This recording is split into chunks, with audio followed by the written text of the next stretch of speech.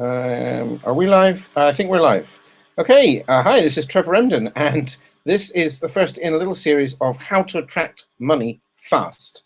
Now, I know the feeling. I've been there more times than I care to remember, really. I need to attract money fast. Yep, been there more times than I care to count. And then I made a very important discovery about money. So keep watching. I'm going to show you something amazing, and I'm going to show you some mind power techniques to make it happen.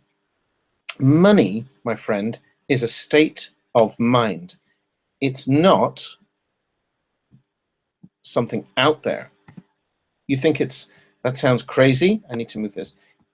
It sounds crazy, but that fact has the power to make you rich because your state of mind is under your control. How can money be a state of mind? Well, think about it. Did you know that a loaf of bread has gone up 11,000% in the last 100 years? Who decided that? Money is just our own representation of value. It's all in our heads. Now, in this series of videos, short series, I'm going to show you 3 powerful ways you can use your mind to attract wealth and abundance. And in this one, I better prove what I'm saying first. I'm going to show you the first one. That's a mistyping there. Forgive me. I'm going to show you one technique in this video, and then one more in the next video, and then the third one in the third video. But I better prove, before I show you even the first technique, I've got to prove what I'm saying. How can money be a state of mind? So I call this the Mr. E. Scrooge principle. We all know who Ebenezer Scrooge is, I assume. Now, if you just take a moment to reflect on Dickens' famous creation of this character, Ebenezer Scrooge, before his Christmas Eve transformation, did he have a pile of cash? Yes, he did. But he was living like a pauper. He might as well have had a pile of dead leaves as a pile of cash. What the 3 ghosts that appeared to Scrooge and Christmas Carol did was they changed his state of mind about money. They didn't make him a penny wealthier. So he had the money, but he wasn't spending it. He was living like a pauper, and then he saw the light, as it were, by Christmas morning, and everything changed. Now, your protest is going to be, yes, but he had the money. I want to attract money and prosperity. I'm not able to change my mind and start buying the biggest, fattest goose for Bob Cratchit's Christmas dinner, as you might remember the story.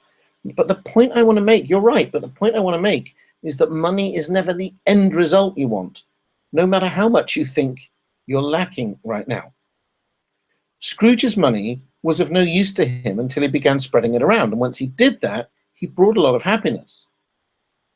Now, we're not told what happened to his money lending business after that, or the new year, or from then on, but it's a fair bet that his business would have got better because people wanted to do business with him. He was a changed man. Now, that's the key to this E. Scrooge principle. By the way, the wonderful film It's a Wonderful Life tells a similar story. If you remember, if you've seen that, and if you haven't, watch it. Watch it every Christmas. Watch it every week of your life. Just watch It's a Wonderful Life because it is a wonderful film. Made many years ago now, but the evil, greedy moneylender, Mr. Potter, finally gets his comeuppance when the Jimmy Stewart character, George Bailey, a mistake is made. His rival money lending business completely runs out of money, and everyone helps him, whereas they won't help the greedy Mr. Potter because everybody likes George Bailey.